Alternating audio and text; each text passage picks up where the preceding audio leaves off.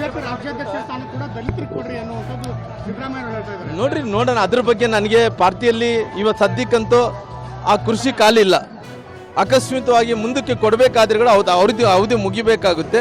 ಹಂಗೆ ಮುಂದಕ್ಕೆ ಏನೇನು ದಲಿತರಿಗಾಗಲಿ ಹಿಂದುಳಿದಂಥ ಜಾತಿಗಳಿಗೆ ಅವಕಾಶ ಮಾಡಿಕೊಡ್ಬೇಕು ಅನ್ನೋಂಥ ಏನು ಅವರು ಹೇಳ್ತಾ ಇದ್ದಾರೆ. ಇಲ್ಲಿ ಪಾರ್ಟಿಯಲ್ಲಿ ಕೂಡ ಅದೇ ಥರ ವಾತಾವರಣ ಇದೆ. ನಮ್ಮ ಮಧ್ಯೆ ಅವ್ರ ಮುಂದೆ ಏನು ಗೊಂದಲನೇ ಇಲ್ಲ. ನಾನು ಭಾಳ ಕ್ಲಾರಿಟಿಯಾಗಿ ಕೊಟ್ಟಿದ್ದೀನಿ. ನಾವು ಯಾವತ್ತಿದ್ರು ಕೂಡ ಮುರ್ಕೋಬೇಕಾದ್ರೆ ಮುರ್ಕೊಂಡು ಬೀಳೋರು, ಕೂಡಂಗಿದ್ರೆ ಕೂಡ್ಕೊಂಡು ಬಾಳೋರು. ನಾವು ಅವತ್ತು ಕೂಡ ಹೇಳಿದ್ವಿ. ಅವತ್ತಿದ್ದಂಥ ಪರಿಸ್ಥಿತಿಯಲ್ಲಿ ಅವ್ರು ಜನಾರ್ದನ್ ರೆಡ್ಡಿ ಏನೋ ಒಂದು ಮಾತು ಮಾತಾಡಿದ್ರೆ ನಾವು ಒಂದು ಮಾತು ಮಾತಾಡಿದ್ವಿ, ಅಷ್ಟೇ ಬಿಟ್ಟರೆ ಹೊರಗಡೆ ಬಂದು ಬೇರೆಯವ್ರ ಥರ ಈ ಜಿಲ್ಲೆಯಲ್ಲಿ ಇಂಥವ್ರ ಅಧ್ಯಕ್ಷರಾಯ್ತು ಚಲೋ ಇತ್ತು, ನಮಗೆ ಅಧಿಕಾರ ಕೊಟ್ಟಿಲ್ಲ, ನಿಮಗೆ ಅಧಿಕಾರ ಕೊಟ್ಟಿಲ್ಲ, ನಾವು ಜನಾರ್ದನ್ ರೆಡ್ಡಿ ಅವರ ವಿಚಾರದಲ್ಲಿ ಯಾವತ್ತು ಕೂಡ ಆ ರೀತಿ ನಾವು ಗೊಂದಲಗಳು ಮಾಡ್ಕೊಳಕ್ಕೆ ಹೋಗಲಿಲ್ಲ. ಇವತ್ತು ಸಂಧಾನ ಮಾಡೋಂಥ ಪರಿಸ್ಥಿತಿ ಎಲ್ಲಿ ಬಂದಿದೆ? ಏನೋ ಅಕಸ್ಮಾತ್ ಸಂಧಾನ ಮಾಡಬೇಕಾದ್ರೆ ಕೂಡ ನಾವು ಭಾಳ ಕ್ಲಿಯರ್ತಿಯಾಗಿ ಹೇಳಿದ್ವಿ. ಸಂಧಾನ ಮಾಡೋಂಥ ಪರಿಸ್ಥಿತಿ ಬಂದರು ನಾವು ಜನಾರ್ದನ್ ರೆಡ್ಡಿ ಅವರು ಒಂದು ಅರ್ಧ ಲೋಟ ಟೀ ಕೊಟ್ಟರೆ ಕೂಡ ಪಾರ್ಟಿ ಹಿತದೃಷ್ಟಿಯಿಂದ, ನಮ್ದು ಯಾವುದು ಸ್ವಾರ್ಥ ಇಲ್ಲ, ಪಾರ್ಟಿ ಹಿತದೃಷ್ಟಿಯಿಂದ ರಾಜಕೀಯವಾಗಿ ಒಂದಾಗಿ ಆಗ್ತೀವಿ. ಅದರಲ್ಲಿ ಏನಿದೆ? ಅಲ್ಲ ರೀ, ನಾನು ಈ ಒಂದು ಆಗೋದು, ನಾವು ಒಂದು ಇಲ್ಲ ಅಂದ್ರೆಗಿನ ಒಂದು ಮಾಡಬೇಕು. ನಾವು ಯಾವತ್ತಿದ್ರು ಕೂಡ ಪಾರ್ಟಿ ನೋಡ್ತೀವಿ.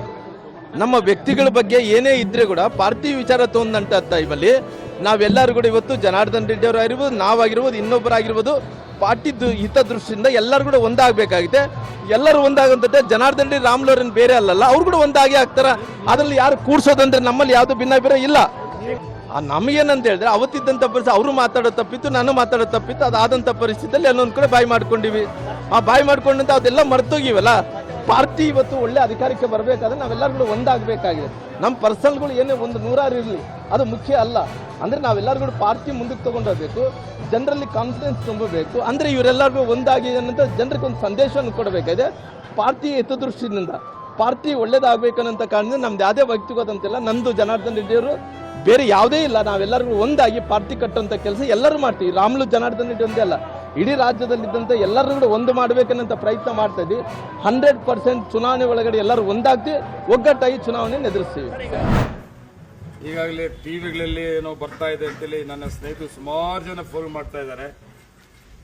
ಏನಂದ್ರೆ ಇಡಿ ನನ್ನ ಆಸ್ತಿಯನ್ನ 1,32,00,000 ಆಸ್ತಿಯನ್ನ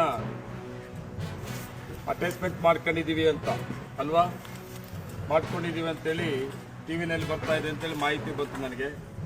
ನಿಜ, ನಾನು 21 ಏಪ್ರಿಲಲ್ಲಿ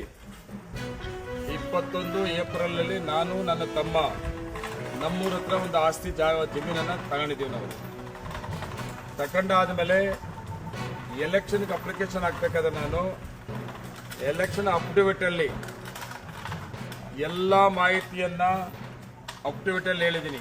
ನನ್ನ ಆಸ್ತಿ ಏನಿದೆ ಅಂತೇಳಿ ತೋರಿಸಿದ್ದೀನಿ. ಅದನ್ನೇ ಇವತ್ತು ಇಡಿ ಅವರು